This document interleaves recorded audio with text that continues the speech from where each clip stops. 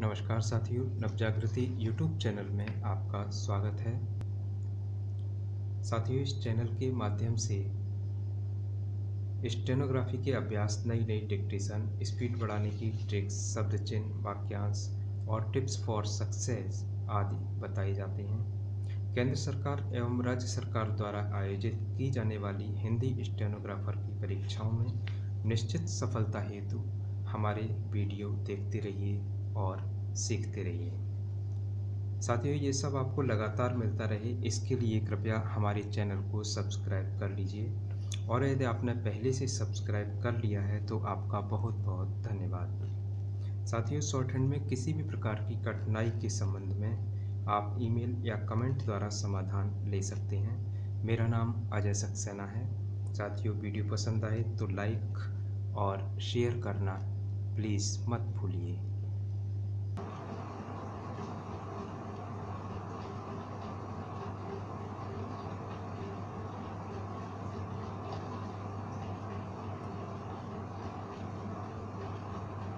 महोदय, बच्चों को जो ज्ञान प्राप्त हो वह अनुभव से प्राप्त हो, न कि केवल स्मरण शक्ति पर आश्रित रहकर रटाई द्वारा।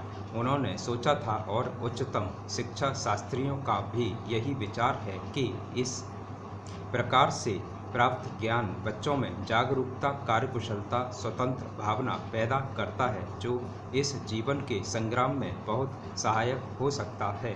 दूसरा मौलिक विचार उनका यह था कि इस प्रकार की शिक्षा इस देश के लिए अनुकूल ही नहीं बल्कि अनिवार्य है। बच्चों से जो कुछ भी काम कराया जाए वह उत्पादक काम हो और उससे जो कुछ भी पैदा, शिक्षा का व्यय यदि पूरा नहीं तो अधिकांश निकल सके, क्योंकि यदि शिक्षा का व्यय दूसरे प्रकार से निकालने का प्रयत्न किया जाएगा तो वह बोझ इतना बड़ा होगा कि शिक्षा सार्वजनिक नहीं बन सकेगी। पिछले वर्षों में जो कुछ भी विचार किया गया था या प्रयोग करके देखा गया, उससे जहाँ तक मैं समझता हूँ वही निष्कर्ष निकाला जा सकता है जो पहले सम्मेलन में हुई बहस से निकाला जा सकता था। हमारे शिक्षा शास्त्रियों ने इस पद्धति की अनुकूलता और श्रेष्ठता तो मान ली थी, पर उनकी दृष्टि में इसके द्वारा शिक्षा का व्यय निकालना असंभव ही नहीं, अनुचित भी था। प्रयोग से देखा गया है कि इस पद्धति की उपयोगिता है और इससे पूरा नहीं तो अधिकांश व्यय निकाला जा सकता है। यह मैं प्राथमिक और माध्यमिक शिक्षा के संबंध में कह रहा हूँ। उच्च कोटि की शिक्षा के संबंध में अभी प्रयोग नहीं के बराबर हुआ है, इसलिए उसके संबंध में अभी कुछ भी कहना संभव नहीं है। इतना होते हुए भी हम देखते हैं कि इस पद्धति को उतना प्रोत्साहन नहीं मिला और न इसका उतना प्रचार ही हुआ जितना होना चाहिए था और जितना स्वराज्य प्राप्ति के बाद हम कर सकते थे।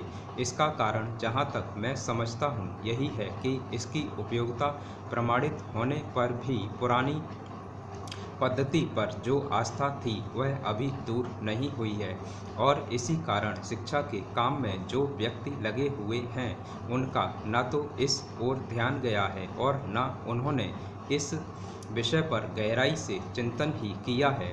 आज भी हम इतना ही कह सकते हैं कि इस पद्धति का अभी केवल प्रयोग ही किया जा रहा है।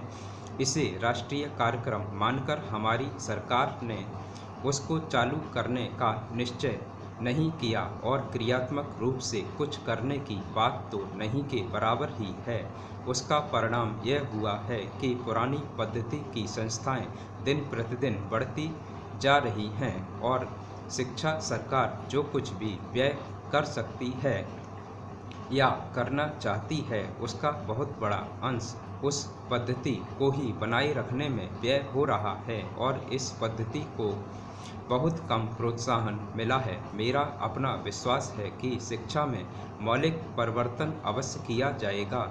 महोदय, बहुत बड़ा अंश अनुभव और लोगों की कही सुनी बातों से, देखे हुए दृश्यों से और कुल तथा समाज की परंपरा से प्राप्त होता है। महोदय, पर्यावरण से तात्पर्य किसी एक व्यक्ति के परिवेश से नहीं वरन व्यक्ति के, समाज के, राष्ट्र के और इस सारी पृथ्वी के ही परिवेश से है, जिसका प्रभाव व्यक्ति, समाज, राष्ट्र और सारे विश्व पर पड़ता है।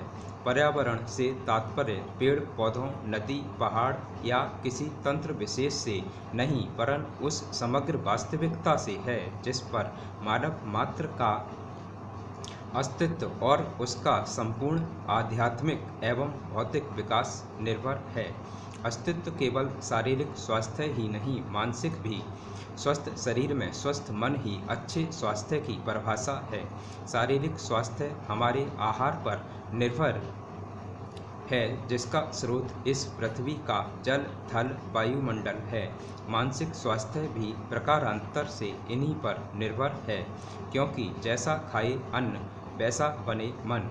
स्वस्थ जीवन पर सबसे अधिक प्रभाव हमारे चिंतन का, हमारी परंपराओं का और उन सब परिस्थितियों का पड़ता है जो हमारे ऊपर आरोपित हैं या की गई हैं या की जा रही हैं।